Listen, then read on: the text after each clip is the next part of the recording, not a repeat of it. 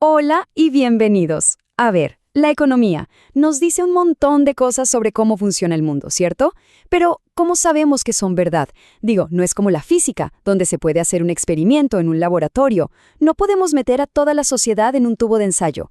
Justamente por eso, hoy vamos a meternos de lleno en un duelo intelectual fascinante que trató de responder a esa pregunta. Una pregunta clave. Y aquí está el meollo del asunto. Pensemos en esto. Si una teoría dice que todos somos superracionales y calculadores, ¿tenemos que ir persona por persona a ver si es verdad? ¿O nos basta con que al final del día la teoría más o menos le atine a lo que pasa en el mercado? Esa simple pregunta puso a pelear a dos verdaderos pesos pesados de la economía. Ok, esta es nuestra hoja de ruta. Primero, vamos a entender bien el problema de fondo, el de la verificación.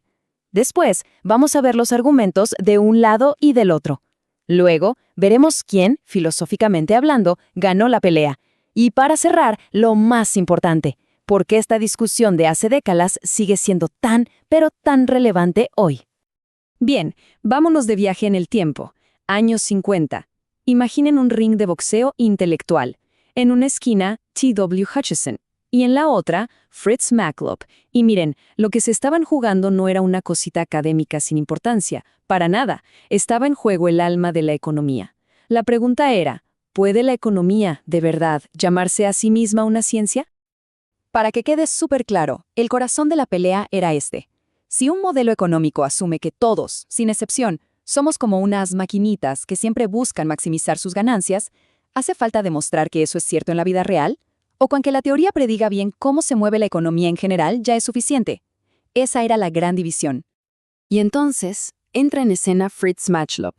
Y entra con todo, ¿eh? Venía con una formación durísima en filosofía de la ciencia. Y su jugada fue magistral. Lo que hizo fue definir el campo de batalla. Dijo, a ver, aquí hay dos bandos.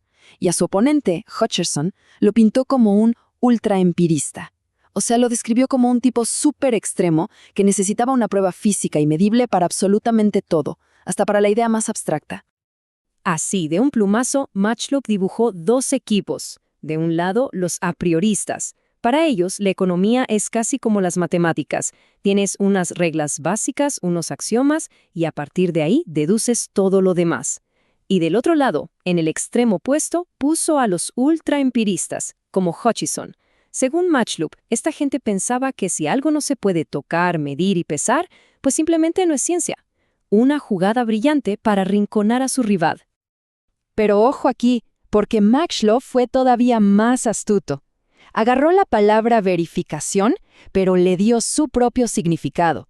Para él, verificar no era demostrar que algo es 100% verdadero o falso. No, era más bien un proceso de ir viendo si los datos confirman o desconfirman la idea. Es un detalle, pero uno que cambia todo el juego y que fue clave para su argumento.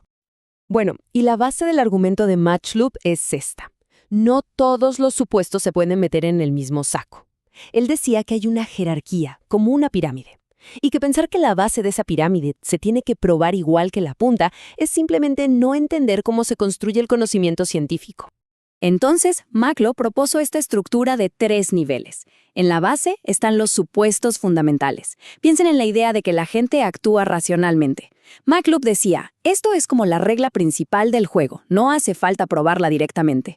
Luego, en el medio tenemos supuestos específicos, cosas que sí podemos medir, como cuánto gasta una familia. Y al final, en la punta, las hipótesis deducidas, o sea, las predicciones. La genialidad de Maclop es decir que si probamos que las predicciones del nivel 3 son correctas, eso le da validez a toda la pirámide, incluyendo la base intocable del nivel 1. Claro, ahora le tocaba responder a Hutchison. Y su respuesta fue, básicamente, oye, un momento, eso de ultraempirista que me estás colgando es una caricatura, no soy yo. Él sintió, y con razón, que Maclop había inventado un enemigo de paja, uno fácil de vencer, en lugar de debatir con sus ideas reales. Y esta cita lo resume todo. Hutchison le está diciendo a Maclop, mira, la idea de la verificación indirecta está bien, te la compro. Pero la forma en que tú la usas es demasiado abierta, demasiado vaga. Es casi como un cheque en blanco para justificar cualquier idea loca sin tener que probarla. Lo que pedía era rigor, más precisión. Y el contraataque de Hutchison fue súper interesante. Se fue a la historia de la economía y dijo, veamos cómo hemos avanzado. El progreso en nuestra ciencia viene de hacer nuestras ideas más comprobables, no menos. Puso el ejemplo de la utilidad, que pasó de ser una idea abstracta a algo que se podía modelar matemáticamente y, en teoría, medir. Para él, ese era el verdadero camino hacia adelante. Y aquí es donde Hutchison lanza la advertencia más fuerte. Dijo, cuidado, porque si aceptamos supuestos que no se pueden probar, como que la gente siempre es racional, mañana alguien puede usar eso para justificar cualquier política, por más radical que sea, y venderla como si fuera ciencia pura. Es un peligro real.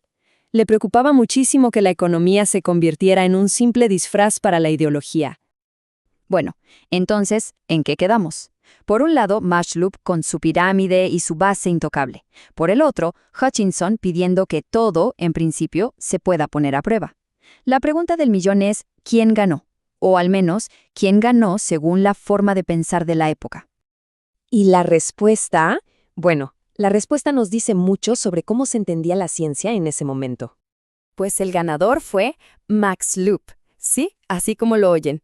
Puede que hoy nos suene un poco raro, pero su argumento encajaba como un guante con la visión de la ciencia que dominaba en los años 50. Y entender por qué ganó es fundamental. Miren, en ese entonces, la idea de cómo funcionaba la ciencia era lo que se llama el sistema hipotético deductivo. ¿Qué es eso? Básicamente que una teoría puede partir de ideas abstractas, de axiomas que no se pueden ver ni tocar, y la teoría completa se valida si sus predicciones finales funcionan. Si las predicciones se cumplen, se da por buena toda la estructura, incluyendo esos axiomas iniciales. Claramente, la propuesta de MATLAB era un calco de este modelo. Ok, MATLAB ganó esa batalla en los 50s. Pero la pregunta es, ¿ganó la guerra? Porque la discusión no murió ahí, ni mucho menos. De hecho, el tema central de su debate hoy está más vivo que nunca, y es el centro de una controversia gigante en la economía moderna. Y ese campo de batalla tiene un nombre: el postulado de la racionalidad. Esa idea, la de que los seres humanos somos agentes superracionales que siempre buscamos maximizar nuestro beneficio, esa idea fue la que Matchlock defendió como un pilar que no necesita ser probado. Y es exactamente de lo que Hutchison nos estaba advirtiendo. Y aquí es donde vemos que Hutchison era casi un profeta, porque décadas después llegó la economía del comportamiento y empezó a mostrar, con experimentos y datos, que ese supuesto de racionalidad perfecta, pues es bastante frágil. La gente actúa por impulso, a veces nos conformamos con algo suficientemente bueno en vez de lo perfecto, y ni siquiera tenemos claras nuestras propias preferencias. El comportamiento humano real es un lío, mucho más complejo que ese modelo tan limpio. Y todo esto nos lleva a la pregunta final, que es la verdadera herencia de este gran duelo. Si ese pilar fundamental, esa idea de la racionalidad sobre la que se construyen tantos y tantos modelos económicos, si resulta que es una simplificación exagerada, o peor aún, que está equivocada, entonces, ¿qué tan sólidos son los edificios que hemos construido sobre ella? ¿Qué pasa con todas sus conclusiones? Esa es la pregunta que la economía todavía hoy intenta responder.